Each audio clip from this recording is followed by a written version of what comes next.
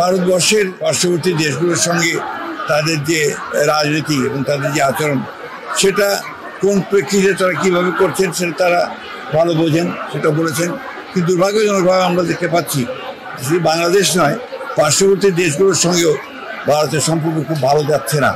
এটা অন্যতম প্রধান কারণ আমার কাছে যেটা মনে হয় যে ভারত সবসময় একটা প্রভুত্ব একটা রাজনীতি তারা এই দেশগুলোর সঙ্গে পার্শ্ববর্তী দেশগুলোর সঙ্গে করেছে, যেটা ভারতের জন্য শুভ বয়ে আনবে না, পার্শ্ববর্তী দেশগুলোর জন্য শুভ বয়ে আনবে। সুতরাং পারস্পরিক সম্মানের ভিত্তিতে, মর্যাদার ভিত্তিতে, পারস্পরিক স্বার্থের ভিত্তিতে এই সম্পর্ক গড়ে তোলা উচিত বলে আমরা মনে করি। শিগগিরই আজকের যে অন্তর্বর্তীকালীন সরকার প্রতিষ্ঠিত হয়েছে তারা জনগণের রায়ের উপরে, মতামতের উপরে পর্যালোচনা করে তারা যত দ্রুত সম্ভব সংস্কারগুলোকে সম্পন্ন করে তারা দেশে নির্বাচনের মাধ্যমে জনগণের ক্ষমতা জনগণের হাতে তুলে দেওয়ার ব্যবস্থা করবে। এই ছিল আজকের দিন সব। আপনারা জানেন আমরা বারবার করেই দুবার দেখা করেছি আমরা আপনার এই অন্তর্বর্তীকালীন সরকারের প্রধান এবং তাদের সদস্যদের সঙ্গে।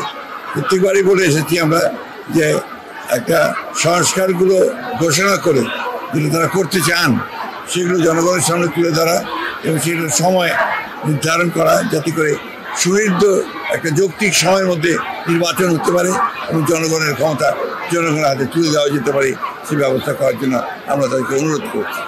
আজকে প্রায় দীর্ঘ 16 বছর ফ্যাসিবাদী আওয়ামী শাসনের হাত থেকে ছাত্র জনতার আন্দোলন মাধ্যমে আজকে দেশ মুক্ত হয়েছে।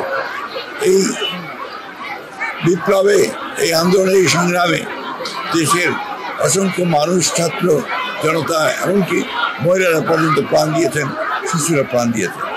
আমরা মহিলাদের যে অবদান এই গণতন্ত্রের পুনরুদ্ধারের সংগ্রামে, সেটাকে আমরা কখনোই অস্বীকার করতে হবে।